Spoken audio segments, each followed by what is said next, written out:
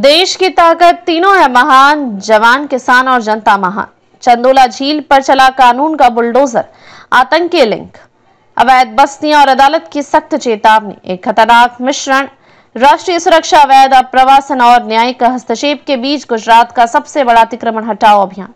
चंदोला झील क्षेत्र, अहमदाबाद, गुजरात से 28-29-2025 अप्रैल को क्या है चंदोला झील का विवाद। चंदोला झील अहमदाबाद का ऐतिहासिक और अधिसूचित जलाशय है, जहां वर्षों से झुग्गी बस्तियों का विस्तार हो रहा था। राज्य सरकार के अनुसार इस क्षेत्र में सैकड़ों बांग्लादेशी अप्रवासी अवैध रूप से रह रहे थे, जिनका कथित संबंध आतंकी गतिविधियों से था। राज्य पुलिस द्वारा अदालत में दाखिल एक हलफनामे में कहा गया था कि यह क्षेत्र अवैध गतिविधियों का केंद्र बना गया था। हाल ही में 4 बांग्लादेशी नागरिकों को गिरफ्तार किया गया, जो अलग कायदा मॉड्यूल से जुड़े थे। इनका सीधा लिंक चंदोला झील क्षेत्र से बताया गया। पहलगाम आतंकी हमले से सीधा संबंध। 22 अप्रैल 2025 को जम्मू कश्मीर के पहलगाम में हुए भीषण आतंकी हमले में 26 पर्यटक मारे गए, जिनमें 3 गुजराती नागरिक भी शामिल थे। इस हमले के बाद गुजरात सरकार और पुलिस प्रशासन चौकन्ना हो गया और राज्य में रह रहे अवैध अप्रवासियों के खिलाफ ताबड़तोड़ कार्रवाई शुरू हुई। बुलडोजर की कार्रवाई, एक दिन में 4000 ढांचों को किया गया ध्वस्त। 28 अप्रैल को एएमसी और पुलिस बल ने एक मेगा डिमोलिशन ड्राइव शुरू की, जिसके तहत 4000 से अधिक घरों और दुकानों को ढा दिया गया।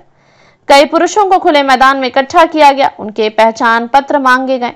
बहुतों को छोड़ा गया, लेकिन जिनके पास वैध दस्तावेज नहीं थे उन्हें हिरासत में लिया गया। गुजरात हाईकोर्ट का रुख, अवैध निर्माण के लिए कोई राहत नहीं।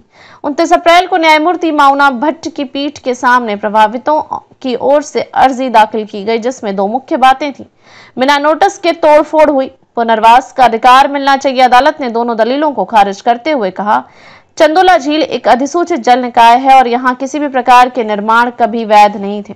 नोटिस की मांग का सवाल ही नहीं उठता, क्योंकि निर्माण स्वयं में अवैध है। केवल वर्षों तक रहने या पैसे खर्च करने से अवैध निर्माण वैध नहीं बन जाता।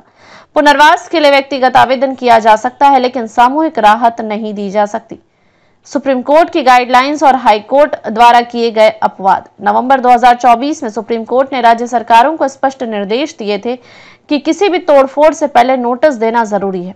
पर्याप्त समय और कानूनी प्रक्रिया अनिवार्य है, लेकिन कोर्ट ने यह भी कहा था कि यदि निर्माण किसी सार्वजनिक स्थल, जल निकाय, सड़क या रेलवे लाइन पर है तो ये दिशा निर्देश लागू नहीं होंगे। गुजरात हाई कोर्ट ने इस बिंदु का हवाला देकर कहा कि चंदोला झील पर बनी बस्तियां इस अपवाद में आती हैं, इसलिए सुप्रीम कोर्ट के सुरक्षा मानक लागू नहीं होंगे।